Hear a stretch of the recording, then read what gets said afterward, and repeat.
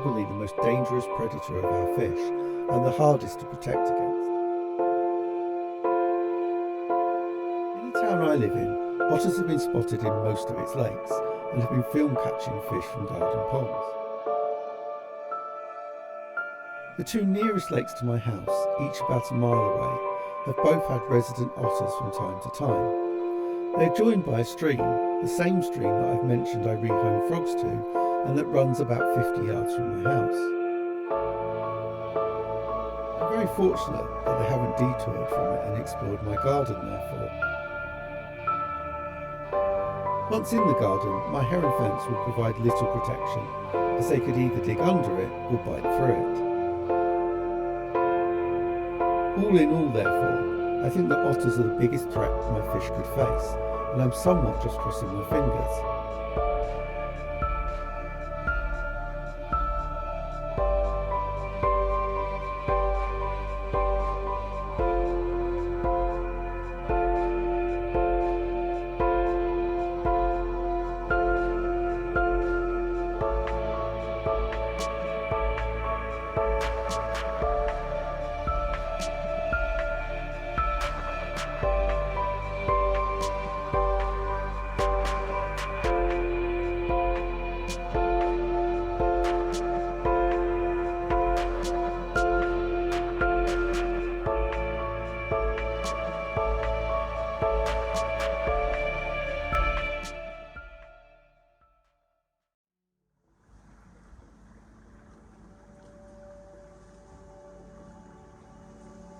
Hello, my name's Andy. Welcome to episode 95 of the Ginger Pond Keeper.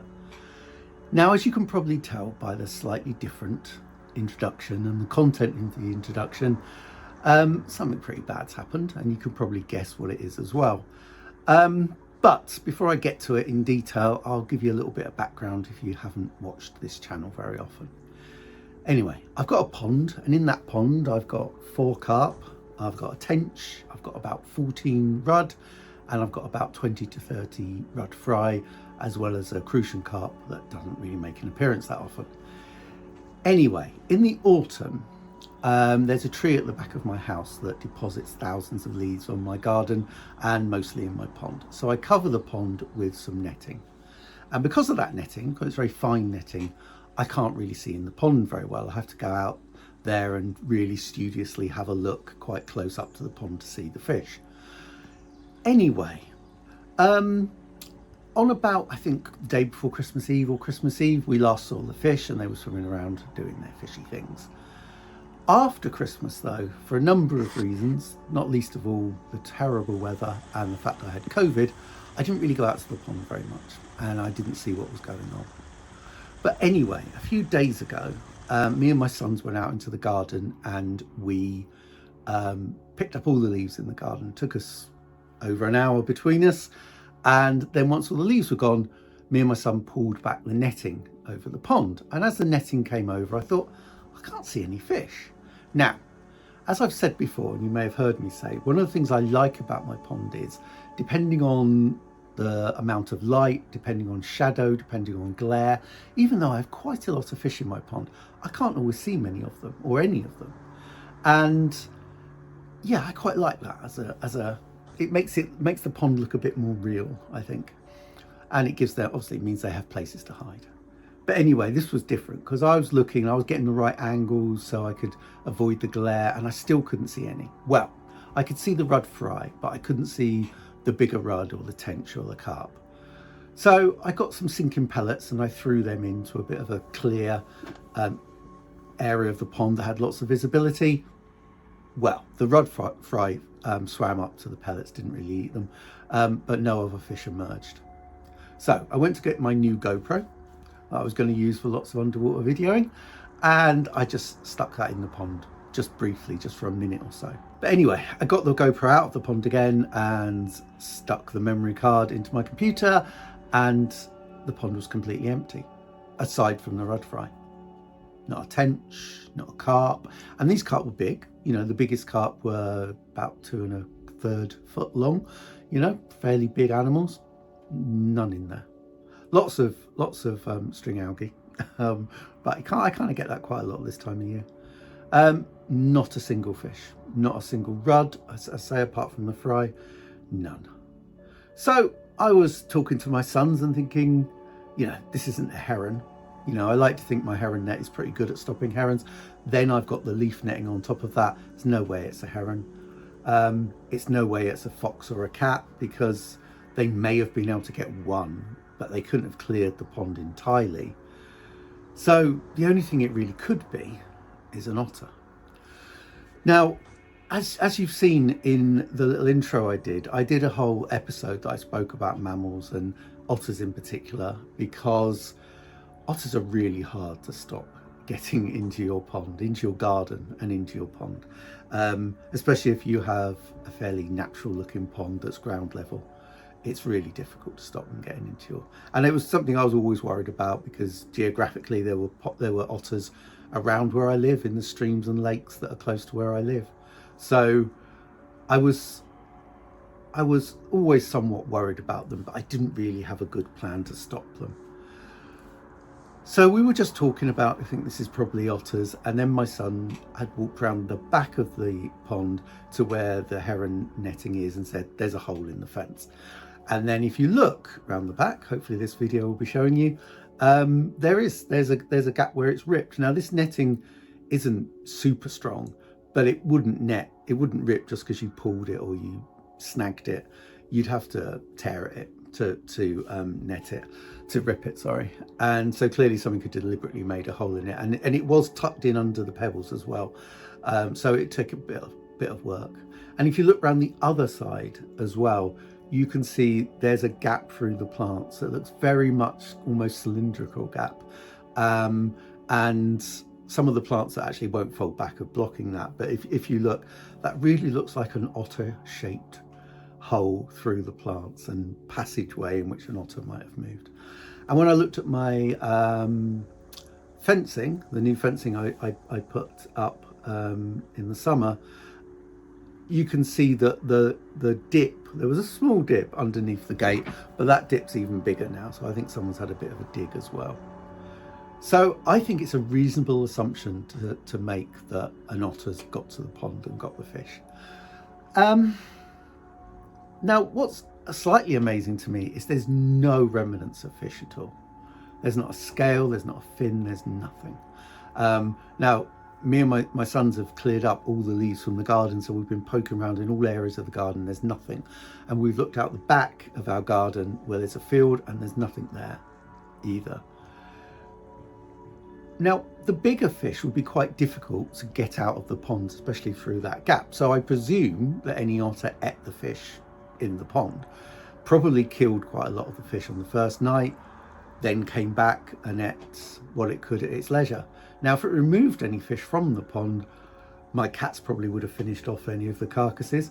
Now, interestingly, one of my cats had a bit of diarrhea a few days ago, which is something it tends to have when it catches an animal, usually pigeons, and then eats it, as it doesn't tend to digest it as well as it does cat food, so it tends to have some diarrhea. So that may be it. It may be there was some remains of fish and my cats finished it off, but the garden's absolutely spotless.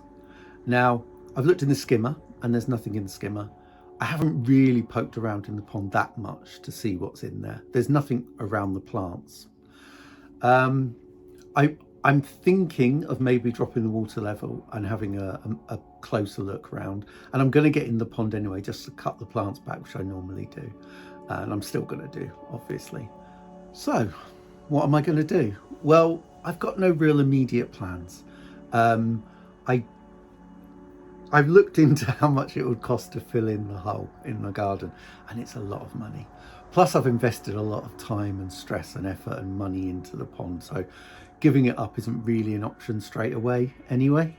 In the short term, I've slowed the pump right down because I don't need that going very fast. I don't feed rudd fry at the size they are now. Their parents, I didn't feed until they got to be about 4 or 5 inches, to be honest. There's enough kind of microscopic and very small insects and crustacean life in a relatively natural pond like mine. Plus there's tons of algae. So they'll be fine without me feeding them. I barely need to have the filtration on at all, but I will keep it going. I mean, obviously it's going to lose a lot of the bacteria in it, just because it's not being fed by lots of fish waste. So, but I will just keep it going, but I'm keeping it going very slowly.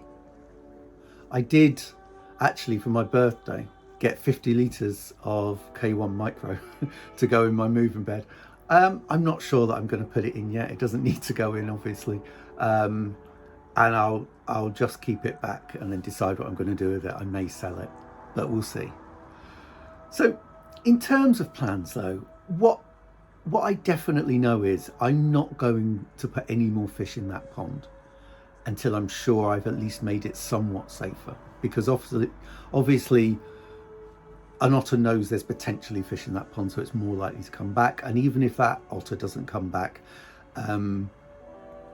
we know that otters are going to find the pond at some point. Even a totally different otter might find it, so it's definitely risky. So before I restock that pond in whatever way I restock it, I'm definitely have to try and make it a bit safer. Now I think the little rudd are fine, because I think if they were worth the effort of chasing and eating for an otter, it would have already ate them. I think they're probably just too small for it to bother with, so they're probably safe for now. What I am doing is I am putting my trail cam out every night in that area of the garden between the back fence and the pond. It's been out there for a few nights and I've not seen anything other than my own cats, myself, my wife and a mouse. And I don't think any of us took the fish. So I will keep putting it out there every night really, and just seeing what I find. But I would just assume that an otter will come back, whether it's the same otter to check if there's any more fish or a different otter. So I do need to make it safer before I think about putting any more fish in. Now, the only ways I can seriously think about making it safer are, one, to put some sheets, either of metal or very rigid plastic, down under the ground next to the fencing. So basically the fencing carries on underground a good sort of 3 foot, and then attach that to the fencing and make some way of attaching the gate to whatever board I put on that part as well, just so they either have to dig really deep to get underneath the fencing or they have to climb the fencing. And I think that otters don't tend to climb things that are as 6 foot tall, but I wouldn't assume that. But I don't think that's how they tend to get into places. Now the pond itself, so if they did get past that, maybe they got into next door's garden and then under one of the side fences, the only plan I've kind of got in my head is to get some stainless steel mesh, which they couldn't chew through, hopefully. And then again, instead of where I've got the netting around the heron fence and between the posts and the rope, I actually put stainless steel mesh and again carry that on down under the ground as well. Now I have to think about that and I have to price it up because I've got no money. Although I will be saving about 30 quid a week on fish food. So a month on fish food. So maybe I will have a bit of money. In terms of stocking the pond, I will probably stock it in a very similar way to how it was stocked. I probably won't get tench again. So I've got between 20 and 30 rudd. Now, interestingly, looking at this clip, I may, when I edit it, obviously I'm talking before I've edited it, I may well count up how many rudd there are here, but I think there looks like more than 22. But anyway, so I've got loads of rudd. As long as I can keep them safe, they'll hopefully grow big and strong. Now, in terms of carp, I don't know if you know, I had the first iteration of my pond had 2 carp in, mirror and a common, and in the winter of 2018, the beast from the east, I had a fairly calamitous event. My pond froze over and all my fish died. Now, I was quite upset by that, more upset by that than the fish this time. I think because they were my son's fish, most of them, and I felt I could have done better and prevented it. I think on this occasion, yes, I've got some plans to make it safe, but I think I had a reasonably good setup and I think I'm just unlucky. But I think if it was to happen again, then that's not bad luck, really, unless I put something else in and the otter is just super strong and gets past it all.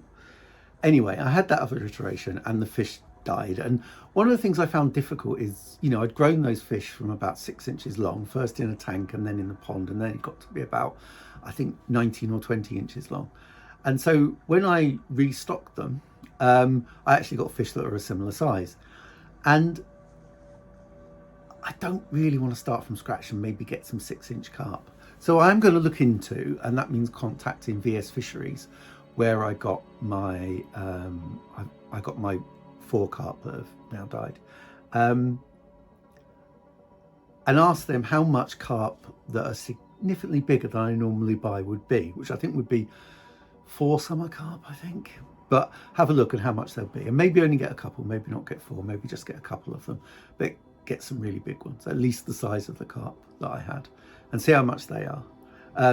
Now, you usually order from VS Fisheries in the summer and they come about this time of year. Well, they came to me last February, so it will be a year until I restock unless I find somewhere else to get carp from.